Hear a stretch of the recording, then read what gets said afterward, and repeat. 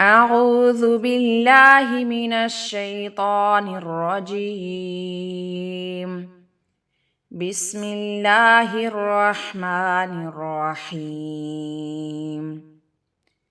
يا معشر الجن والإنس ألم يأتكم رسل منكم يقصون عليكم آياتي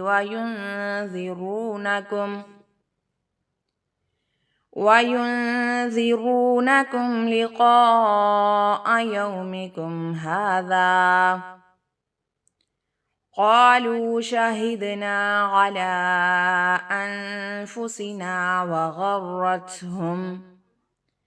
وغرتهم الحياة الدنيا وشهدوا على أنفسهم أنهم كانوا كافرين. ذلك أن لم يكن ربك مهلك القرى بظلم وأهلها غافلون. ولكل درجات مما عملوا وما ربك بغافل عما يعملون. وربك الغني ذو الرحمة إن يشأ يذهبكم ويستخلف من بعدكم ما يشاء كما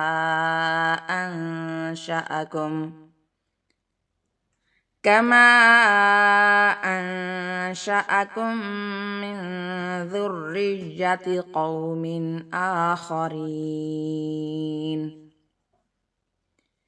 إنما توعدون لآت وما أنتم بمعجزين. قل يا قوم اعملوا على مكانتكم إني عامل فسوف تعلمون من تكون له عاقبة الدار إنه لا يفلح الظالمون. وجعلوا لله مما ذرأ من الحرث والأنعام نصيبا فقالوا هذا لله بزعمهم وهذا لشركائنا فما كان لشركائهم فلا يصل إلى الله وما كان لله فهو يصل إلى شركائهم ساء ما يحكمون. وكذلك زين لكثير من المشركين قتل أولادهم شركاؤهم ليردوهم وليلبسوا عليهم دينهم ولو شاء الله ما فعلوه فذرهم وما يفترون. وقالوا هذه أنعام وحرث حجر لا يطعمها إلا من نشاء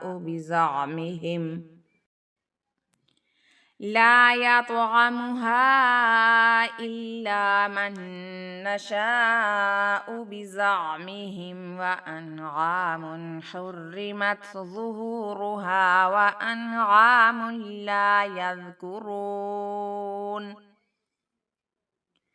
لا يذكرون اسم الله عليها افتراء عليه سيجزيهم بما كانوا يفترون.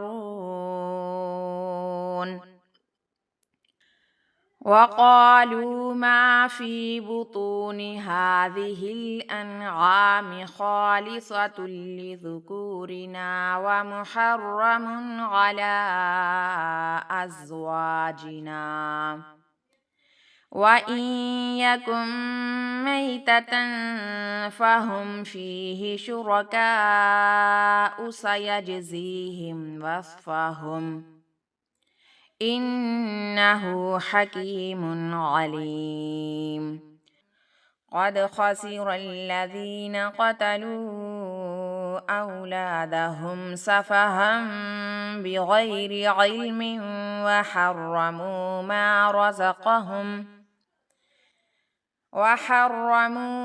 رزقهم الله افتراء على الله قد ضلوا وما كانوا مهتدين